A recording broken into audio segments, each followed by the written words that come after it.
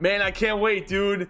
First feature premiere of MLB The Show 21. Oh, the alerts. I gotta shut that off. So excited. I can't wait. Ah!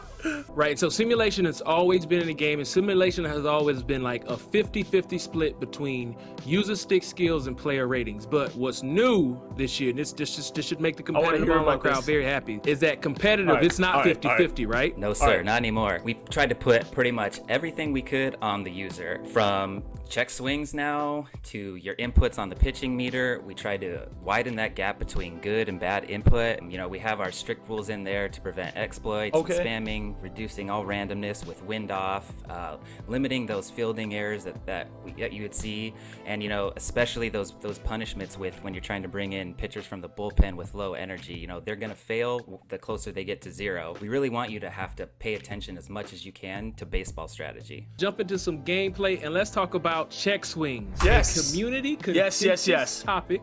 We've made some changes to check swings. Kyle, what are those? So yeah, you got it right, Ramon. We spent quite a bit of time and effort improving check swings for MLB The Show 21. You know, we want that check swing animation to match user input as much as possible, and we made a number of changes this year that we feel do just that. So we fixed some general issues with the animation-based system that we have by putting in some upper and lower limits. So essentially that means fewer borderline check swings, more early, more late. You know, we found out we were being pretty generous with that check swing call, and we got more generous as the year progressed. So, you know, we made adjustments there. Yes, you we did. Also, to I think everyone's satisfaction, removed discipline completely from the equation, and a few other rules that were making that check swing result inconsistent. Right, so removing discipline from the equation for our new fans and people that might not be too familiar with the game, let's break that down. A player's discipline rating would influence your ability to check or not to check. So we've taken that out the game, and now it's 100% on the user, correct? Yep, 100% was hovering around 850, and through the course of the cycle, we maintained that average. There's no way it's 843. Really excited about that. With There's good timing, no way. good contact, we're above 500. Touch on foul balls. We made our perfect foul balls 99+% fair now. You know, they were at 98, so we made them 99+. So it's the little things like that. Always they should all be find fair. Those ways that we can improve. They should all be fair. Features that we've added in. All right, so that is pitching, hitting, and gameplay styles. They should all be Kyle, fair. we're going to talk about par. What is par? Why is par? I think I know why par is. One of the biggest pieces of feedback we heard all year was when I'm pitching online or offline and I get what I think is a perfect meter, a perfect input, the ball goes nowhere where I want it to. Now, granted, pitches aren't super duper accurate, but some are. You know, we got some guys out here dealing in the major leagues. Not everybody's Greg Maddux, we know that. But was par put in the game to deal with this feedback? Absolutely, Ramon. You know, we want to set expectations for our user, and par, perfect accuracy region, it does exactly that. So the most important thing that you guys are going to want to know about par is that it represents the area that your ball can go when you execute your pitching mechanic perfectly. It's offered with analog, meter, and pinpoint pitching. And so the goals behind par is really just the awareness of the differences in pitch interfaces, the differences in pitchers, the differences in difficulties, and just the expectations for a perfect result. So if you nail it to guarantee a certain zone, by your energy, your confidence, your curveball in the first won't look like your curveball in the seventh. And some of the cool things that it does in Road to the Show is it highlights your progression, and it also gets to show off the perks and quirks that particular on how much energy he has, how much confidence he has in that pitch. So you're going to see that shadow shrinking. Hold on. Based on the pitcher, does that mean that control on individual pitches like Daddy League's website is going to matter now? So many cool and like, you know, on Daddy Leagues, it shows your individual control with every pitch. Is that what's happening? Because that's great. We're looking at like you said, we got Blake Snell's 1 through 4 pitches, and just a little bit of information here. A pitcher's #1 pitch type is normally way better than their 4th or 5th pitch type. You know, every pitcher is different, and it's possible for some to be closer than others, but they'll definitely vary between 1 through 4. So in these images, you can see Blake Snell's fastball has a pretty tight little perfect accuracy region, which is phenomenal and what you can expect with a fastball. But when you take a look at that curveball, its perfect region is quite a bit bigger. However, just make sure that you keep in mind, a curveball can still be effective even if it's not within that reason. So maybe you don't get perfect, but you get good. You know, it still can throw them off, and your accuracy will still be relatively close to that region. PAR was designed to do was to give you the information to show you if you're perfect on this interface, this is where it's going to land. So let's take a look at Jacob deGrom's pitches. So here we just wanted to highlight the differences between our 3 meters. Pinpoint is our most accurate, 3 inputs, so definitely a risk reward. You gotta be able to master it to throw something on the black spotted up like that. Meter is our sec accurate, and that's because there's a huge asymmetry between under and overflows Pure in meter, analog which makes that timing pretty risky, but also very fun as well. And then analog is our third most accurate, and there's also a timing element that controls. Hold on. Everyone move to pinpoint pitching. We're getting boned if we don't use pinpoint pitching. What you're basically saying is the new pitching interface, which we're going to do a deep dive in next. Pinpoint pitching. This is going to change the game. The most accurate pitching method for those out there with the best stick skills. All right, so let's break it down. Pinpoint pitching. How does this interface work? So the first thing you're gonna notice as you aim your pitch, that arrow and circle on the bottom will move left or right in relation to the ball placement within the zone. And this location will be important when you finish your pitching motion. Next, you're gonna see the preview inside the interface. Each pitch type has a distinct motion that needs to be performed at the same speed as the preview. That's super important. You gotta perform that pitch gesture motion at the same speed as the preview, which correlates to the pitch motion of the pitcher on the mound. So that's a really cool aspect because it's going to change from pitcher to pitcher. And so your performance executing this input is known as the gesture rate. Well, wait, it's been the same thing with analog and meter, but it's still cool. Some timing mechanics. It's just in a different animation window now, but it's still super cool. So you're definitely gonna want to pay attention to the way it works. This is where the strategy comes in, right? And what we're trying to really replicate here is what's happening on the mound in real life, where 9 times out of 10, a guy's best pitch is his fastball, right? Absolutely. That's going to be the easiest pitch he can throw and locate. And then as you're going down the line, those secondary pitches gets a little bit dicier, right? Yeah, absolutely. And when you get down to that, the gesture for the curveball is probably the hardest. Actually, is the gesture for the curveball the hardest? It is one of the hardest. I think I'd have to go with splitter, or maybe, no, it would be the splitter for sure. They should have just put the graphics up instead of showing us the dots moving here. By far. And another aspect of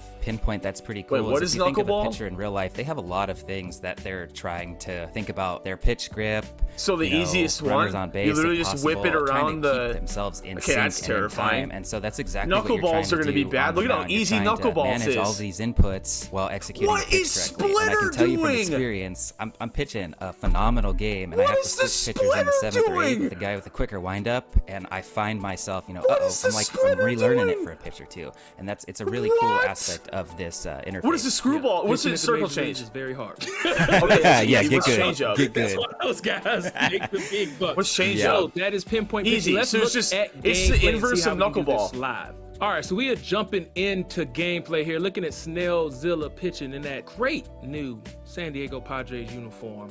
It really is, swing Dennis. You're 100% analysis. right. We also have pitch analysis. Or is it even called pitch analysis, Kyle? Yeah, you know what? You can call it pitch analysis, Simone. Well, I'm okay with that. Okay, so what is pitch analysis? What are we looking at? That's See, popping that's up on what I the was left screwing side of up in the gesture. thing we Okay, can't so talk what you're about. Was seeing the in last part? descending order is your gesture accuracy grade, your release timing grade. I'm and using your it. I'm gonna give it a direction shot. grade. Why Each not? box will change colors See, dynamically. nobody told me about that depending last on your part. I was just result, with whipping green my being good, PCI right yellow away. okay, and red is failed. I mean, And we're no, I trying to wasn't. give you I as many wasn't talking possible about the game. ways to absorb this information, whether it be colors or It's a actual lot, but I'm numbers interested, to interpret Fight On. how you're doing and performing the mechanic. Right. And so in that top accuracy box, you're going to see that we display your percentage accuracy for performing Left-handed that person is specific gonna be gesture. tough. There's some Well, different they should be able to thresholds inverse between the fastballs the and analog off for you, speeds right? that you can be aware of. In that second box is our timing portion, and we're displaying within hundredths of a second, and we let you know if you're early or late. And I should also take note on the accuracy portion, we also do let you know if you're going too fast or too slow. So another chance for you to see how you're performing on that. I'm really Right, excited. so as you're Yeah. pitching in real time, we're giving you feedback so you can get better in real time as you're trying to strike guys out and induce ground and fly balls, right? You got I'm it. super You got it. excited And then for that this. bottom portion, you need a place to practice. And so what better way to work on these new interfaces or work on your areas of weakness than hop into the new batting practice and and bullpen session areas in your custom practice. With the batting cut practice, you're allowed to force pitch type for the current pitcher's repertoire and force pitch location. So this is pretty awesome because it gives you each user the opportunity to work on it exactly what you're bad at. Maybe it's off speeds down, maybe it's fastballs up and in. You can dial in one of those 3 zones and go right for it as long as you need. And similarly with the bullpen session and working on your pinpoint, it's going to take a lot of practice just to get a good handle on it, way to execute it. And custom practice is the perfect spot, stress-free, to get a feel for the rhythm, to try to keep this is captured on a PS4. Interesting spots for it. Right, and a new custom practice edition, this goes back to, we're always listening to feedback. I mean, if we have the time and the resources, we're always going to try to attack those soft spot areas based on the feedback from the community. And these new custom practice editions are just that. People have been asking for years, like, look, I can't hit a high and inside fastball. I want to be able to go into practice mode. That's not what I was going to hope for. We are not done. First, I want to thank gameplay producer Kyle Saw joining us, but we got a legend reveal. Roll the video. Okay. Legend reveal. Oh, man. Dude, if they... Yeah.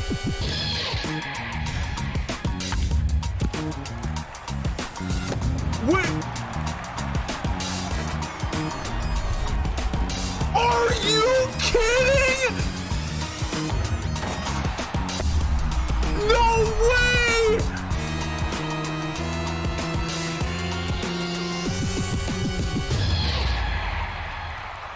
Oh, it's Alfonso Soriano! And there he is, Alfonso Soriano, the first of a few legend reveals that we will be doing during the feature premiere. So that is it for the pitching and hitting feature premiere. Thank you again for gameplay producer Kyle Saw for joining us. Next week, we will be talking about all difficulties, competitive. We all know about that. So check swings were addressed, and this is a big thing for those that don't know, like, what in the world is a check swing in MLB The Show. If you're watching on YouTube right now, hello, I appreciate your face.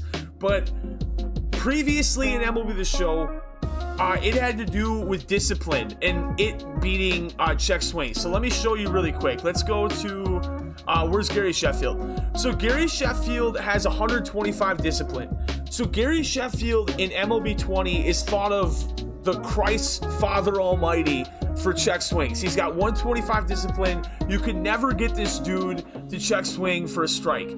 Another guy that's very interesting that I still feel like I couldn't get to check swing either, but he has no discipline at all, is Ty Cobb. Ty Cobb has 72 discipline, and Ty Cobb still never got check swing strikes. So it was a big issue, and now we go to MLB 21, and they're saying discipline's out the window. It's completely based on user input now.